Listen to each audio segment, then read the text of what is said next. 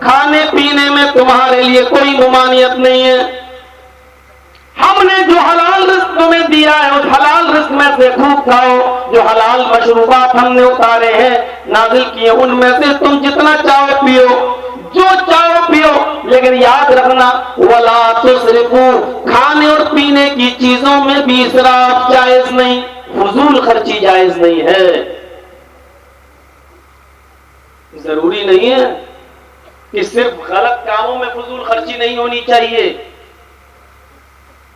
بہت سے ایسے کام ہیں جن کو ہم دین سمجھ کر کرتے ہیں اور اس میں بھی ہم بہت زیادہ فضول خرچی کرنا شروع کر دیتے ہیں. فضول خرچی جائز نہیں ہے.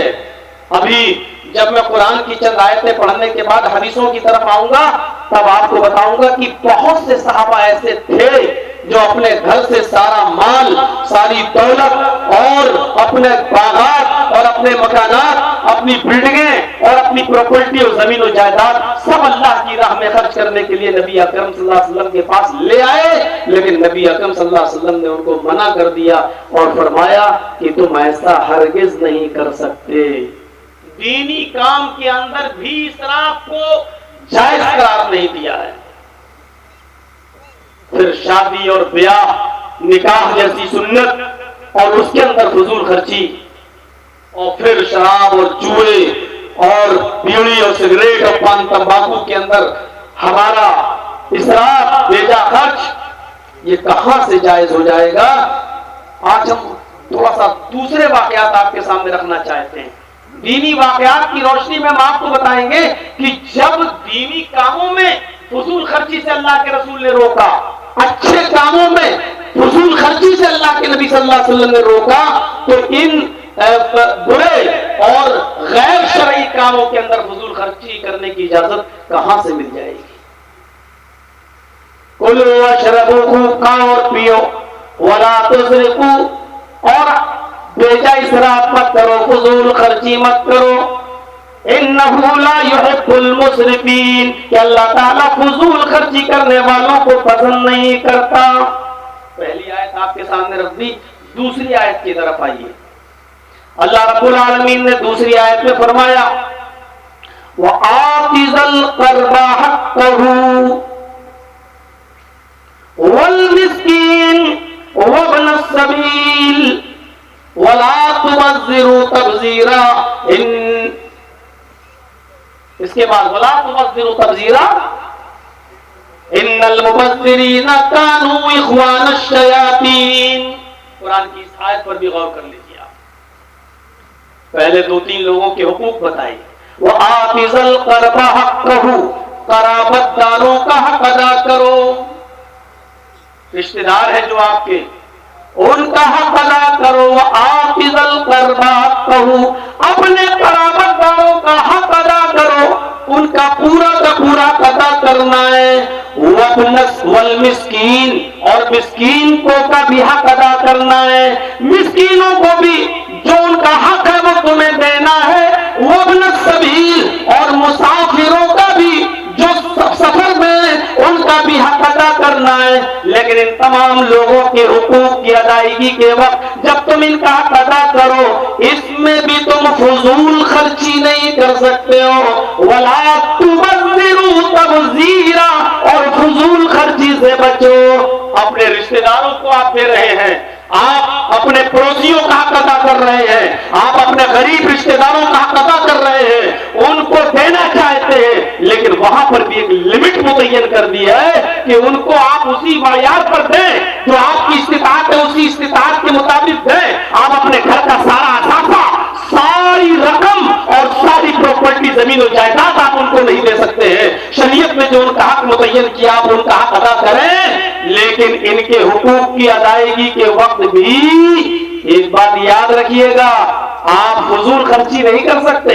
وَلَا تُبَذِّرُوا تَبْذِيرًا, آپ کو حد سے آگے نہیں بڑھنا ہے, فضول خرچی میں آگے نہیں جانا ہے. ان کے حقوق کی ادائیگی کے وقت بھی آپ کو فضول خرچی نہیں کرنا ہے.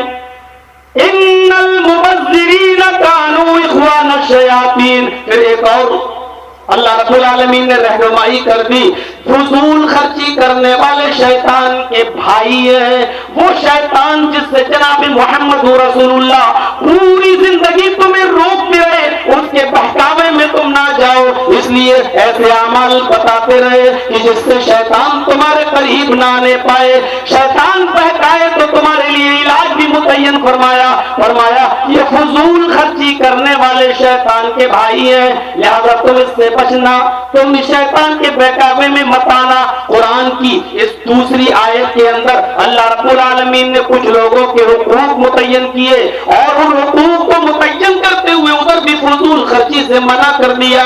اور لوگوں، جب تم اپنے رشتہ داروں کو اللہ کی راہ میں جب دینا چاہتے ہو تو ادھر بھی فضول خرچی نہیں کر سکتے ہو، جب تم کسی مسکین کی مدد کرنا چاہتے ہو تو ادھر بھی تم مسکین کو دیتے وقت بھی فضول خرچی نہیں کر سکتے ہو، جب تم کسی مسافر کا حق ادا کرنا چاہتے ہو تو ادھر بھی تم فضول خرچی نہیں کر سکتے ہو، تو اور غیر شرعی اور غیر دینی کاموں کے اندر تم فضول خرچی کیسے کر سکتے ہو؟ قرآن کی دوسری آیت کو بھی اپنے ذہن میں رکھیے، اور آئیے قرآن کی تیسری آیت پر اور آتے ہیں، اس کے بعد پھر ہم آپ کو لے کے چلتے ہیں حدیث کی کتابوں کی طرف۔ میرے پیارے ساتھیوں، قرآن کریم نے سورۃ الفرقان کے اندر ایک اور جگہ فضول خرچی سے روکا ہے، لیکن وہاں پر ایک اصول متعین کیا ہے، وَالَّذِينَ إِذَا أَنفَقُوا لَمْ يُسْرِفُوا وَلَمْ يَقْتُرُوا وَكَانَ بَيْنَ ذَلِكَ قَوَامًا۔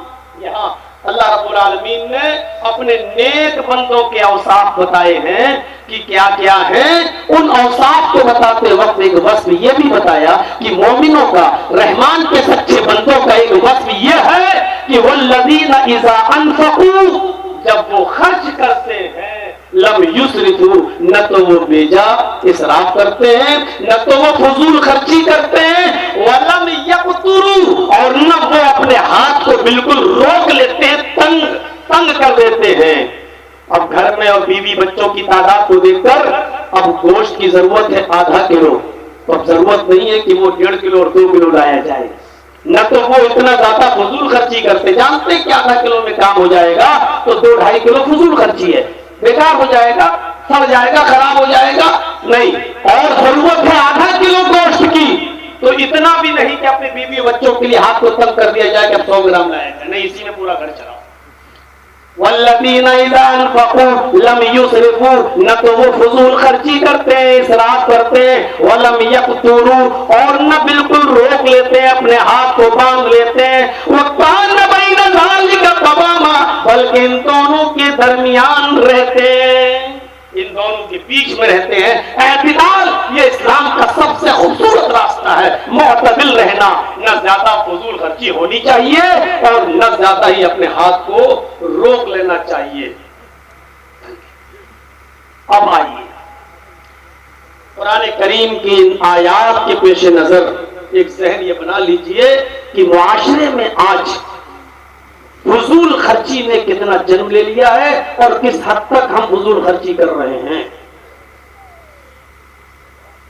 میں نے جھنڈا نگر میں جب تھا تو اس علاقے میں جب پروگرام کرتا تھا بستی گونڈا کی طرف، میں نے مولانا مفسر قرآن مولانا عبدالقیوم صاحب رحمانی رحمت اللہ علیہ، اللہ ان کی قبر کو نور سے بھر دے، غریب رحمت فرمائے، بہت سے جلسوں میں ان کی شرکت کی۔